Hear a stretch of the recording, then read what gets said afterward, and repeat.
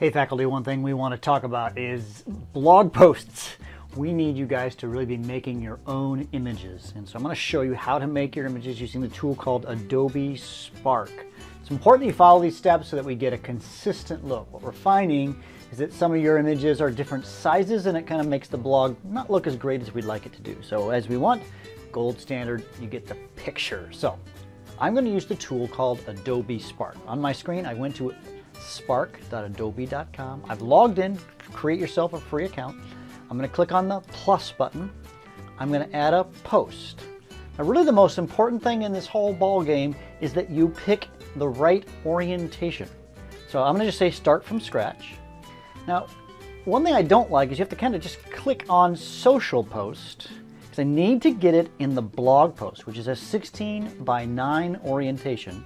I click on blog post.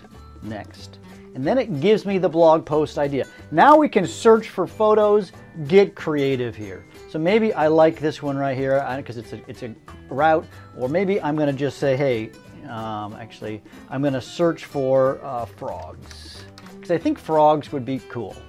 And maybe I want to do something like this. That's a really good image, by the way. I'm going to try. I can have two images. I'm just going to use just one frog.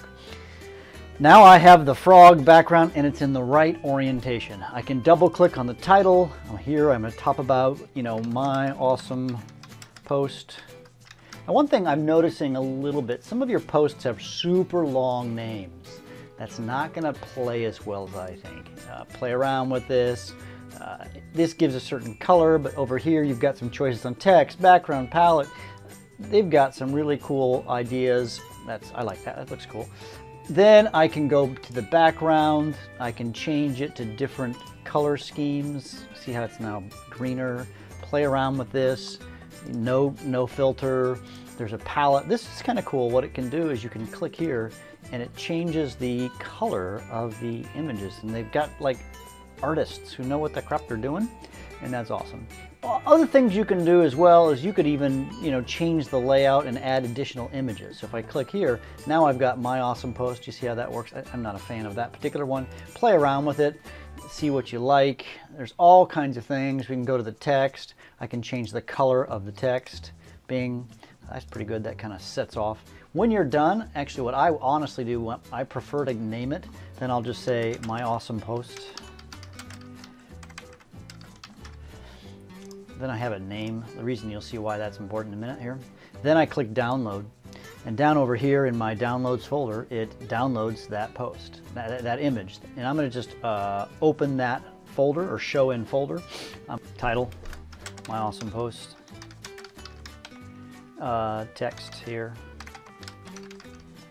So let's talk about some other things in these posts. It's really important that you come into more actions. It's very, very important that you actually type in blog because that actually puts it on the blog page. And look through these tags or these categories and add. If it's more about student voice, then say it's about student voice. Honestly, if you also think that you need additional categories, email me and we can kind of talk that through. Now, one thing you're not doing is it's so important that we set the featured image. So you click Set Featured Image down here.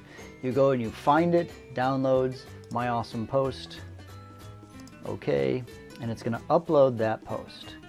This is very important. That's what's not happening is we need that image. Get creative on the image. It's going to upload the image. Once you're done uploading the image, you're going to submit for review. Now my goal is to pretty much on the weekends, I'm going to look through the posts and see if I can get a post every day to go out. So I'm going to then, I can save it, right? When I'm done, I'm just going to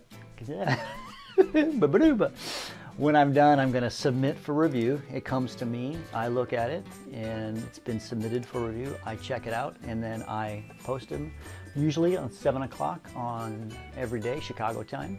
And once your post goes live, I really encourage you to share your post through whatever social media platforms you use, Facebook, Twitter, Instagram, whatever it might be.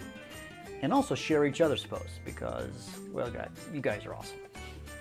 Last thing I just want to say is I am honored to be associated with such a stellar, amazing, amazing group of educators. You guys inspire me every day. So thanks for all the work you're doing. Let's get these blog posts out there and done world class. We'll talk soon.